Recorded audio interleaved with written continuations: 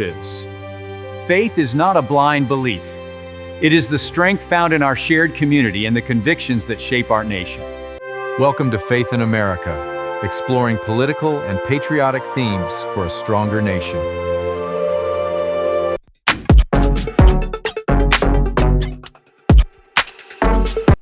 Welcome back to the podcast. Today we're diving into a powerful truth about leadership, influence, and the condition of our nation. Our central scripture is Proverbs 29:2.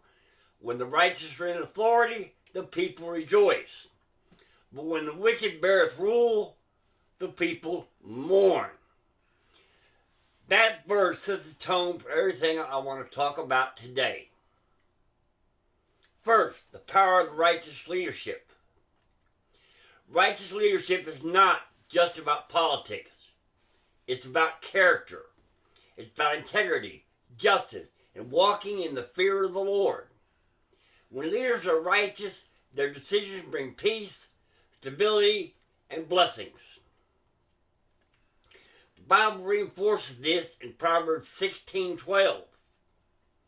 It is an abomination to kings to commit wickedness, for the throne is established by righteousness. A throne, whether it's a government, a church, a home, or even a business, is strengthened when it is built on righteousness. But when wickedness enters leadership, everything begins to decay. The ripple effect on the people. Notice what Proverbs 29:2 says. When the righteous rule, the people rejoice. That means righteousness at the top produces joy at every level. We see this again in Ecclesiastes 10:17. Blessed art thou, O land, when the king is the son of nobles, and the princes eat in due season, for strength and not for drunkenness.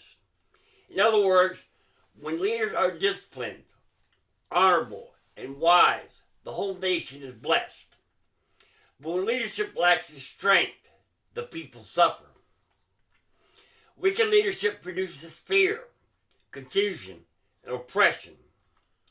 Righteous leadership produces freedom, clarity, and peace. What is God's standard for rulers? God has always cared deeply about how leaders govern their people. In 2 Samuel 23:3, David said, "He that ruleth over men must be just, ruling in the fear of God." That's the standard, justice and reverence for God. And in Exodus 18:21, Moses was instructed to choose leaders that were able men, such as fear God, men of truth, hating covetousness. Think about that. Leaders who fear God, love the truth, reject corruption. That's the kind of leadership that causes the people to rejoice. Here's a warning about wicked ruling. The second half of Proverbs 29:2 is just as important.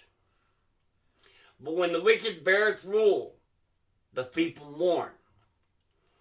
We don't have to look far to see that truth in action.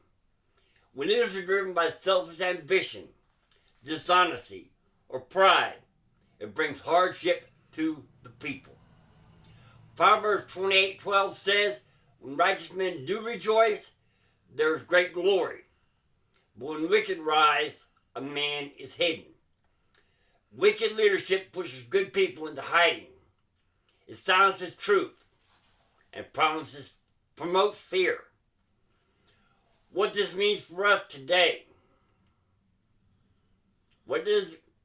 First, we must pray for our leaders. 1 Timothy 2:1 and 2 tells us to pray for those in authority so that we may live peaceful and godly lives. Second, we must value righteousness in leadership, not charisma, not popularity, but character. And third, We must lead righteously wherever God has placed us. Whether in your home, your church, your workplace, or your community, you're called to lead with integrity. Because leadership isn't just about position. It's about influence. In closing, when the righteous rule, people rejoice. That's not just a proverb, it's a principle. A principle that still holds true today. Let's be people who pursue righteousness, support righteousness, righteous leadership, and reflect God's character in every area of our lives. Thanks for listening. We need to elect leaders, men and women of faith. If this blessed you, share it with someone who needs to hear it. And remember, righteous still